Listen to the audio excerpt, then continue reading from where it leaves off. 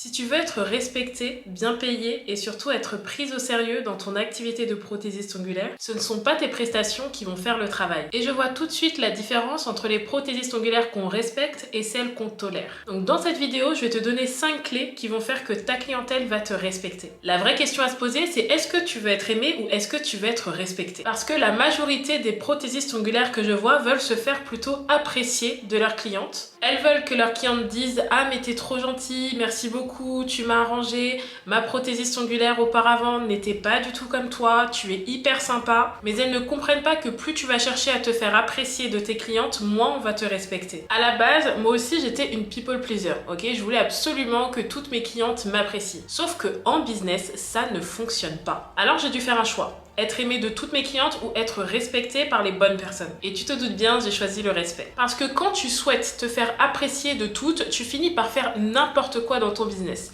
Tu acceptes les annulations à tout va. Tu acceptes les retards. Tu acceptes les clientes toxiques. Tu fais des prix d'amis à toutes tes clientes ou tu offres le nail art, alors que tu ne devrais pas. Et tu fais tout ça uniquement pour qu'on dise de toi que tu es sympathique et que tu es une très bonne prothésiste ongulaire. Mais il y a une différence entre être sympathique et être respecté. Et tu sais, être sympathique ne doit pas t'empêcher d'être professionnel. Et si tu passes ton temps à vouloir plaire à tout le monde, à toutes tes clientes et à vouloir servir tout le monde, eh ben tu finiras par plaire aux mauvaises personnes, à celles qui vont profiter de toi. Alors j'aimerais que tu puisses te poser cette question.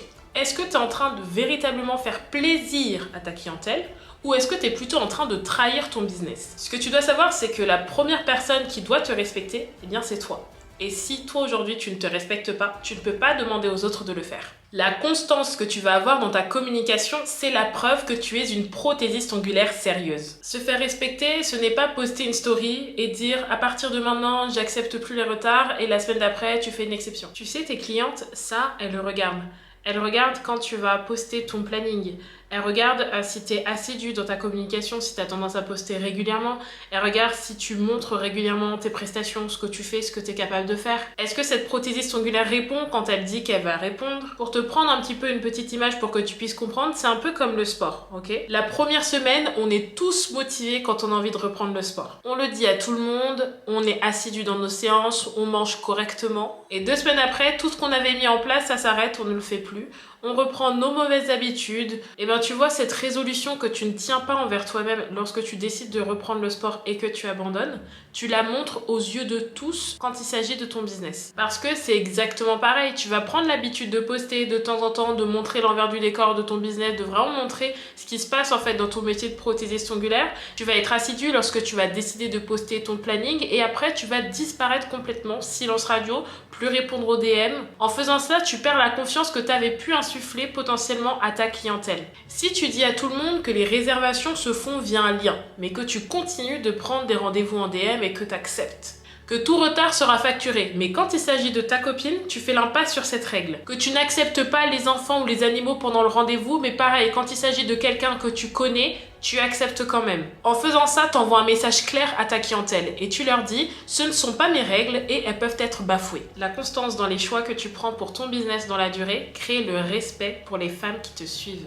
Dans mon métier de coach business, personnellement, je sais directement avec qui est-ce que moi j'ai envie de travailler. Quelqu'un qui va me dire « si, j'ai pris rendez-vous avec toi sur ta plateforme, j'ai hâte qu'on puisse avoir cet échange, j'ai vraiment envie de structurer mon activité de prothésiste ongulaire et je suis prête à investir pour y arriver et à m'investir pleinement pour y arriver ». Cette nana-là, je lui fais confiance. Par contre, la nana qui m'envoie un message et qui me dit « oui, j'ai pris rendez-vous, par contre, je sais pas trop, ça m'intéresse, j'attends d'avoir un peu plus d'informations, je suis pas sûre que ce soit le bon moment, mais j'ai quand même pris rendez-vous ».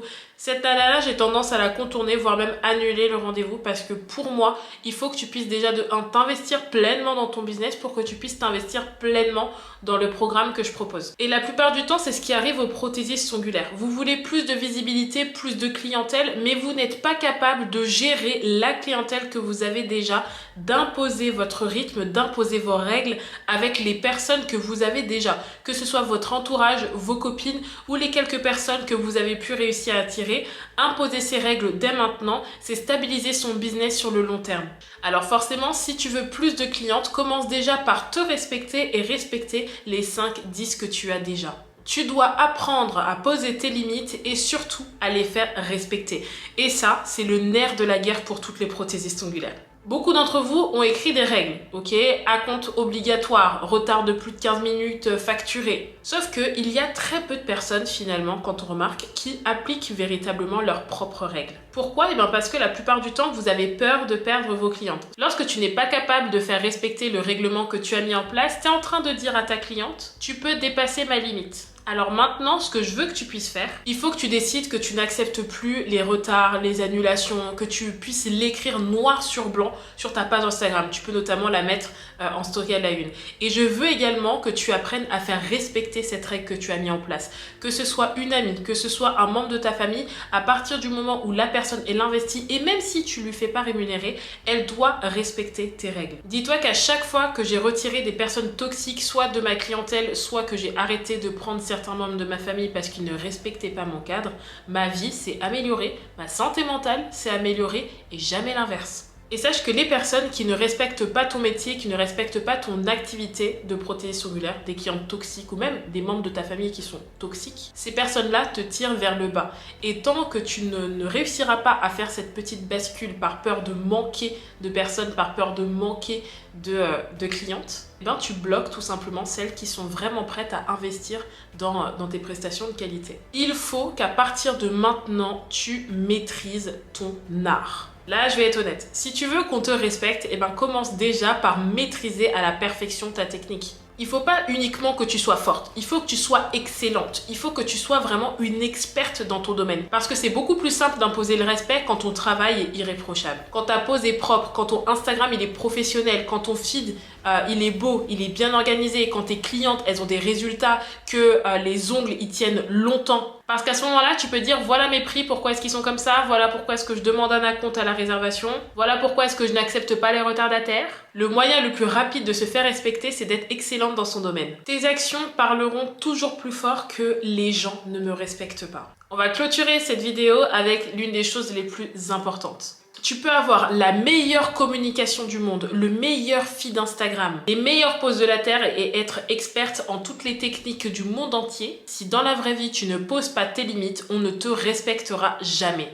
Arrête de te plaindre que les clients te manquent de respect alors que tu continues d'accepter le manque de respect. Quand tu fais ça, tu apprends aux gens la manière dont ils doivent te traiter. Alors continue de t'améliorer, continue de te rendre visible, continue de poster, continue de dire non à ces clients toxiques, à ces collègues toxiques, à cette famille toxique qui t'empêche de progresser dans ton business qui te tient à cœur. Et sache que si tu appliques les 5 éléments que j'ai cités, que tu choisis le respect avant d'être aimé, que tu deviens constante, que tu poses tes limites et que tu t'y tiens, que tu deviens excellente en termes de technique et que tu agis plutôt que de parler, tu vas arrêter d'attirer des clientes relous, tu vas commencer à attirer des clientes premium qui sont vraiment là pour la qualité de prestation et pour ton service d'exception. Et surtout, et le plus important, c'est que tu vas arrêter de douter de toi. Et moi, ça c'est ce que je veux pour toi, parce que tu n'as pas lancé ton activité pour entendre toutes ces moqueries, pour entendre toutes ces critiques ou pour devoir te justifier tous les 4 matins par rapport aux politiques et par rapport aux limites que toi, tu as voulu poser pour ton business. Tu as le pouvoir de changer la tournure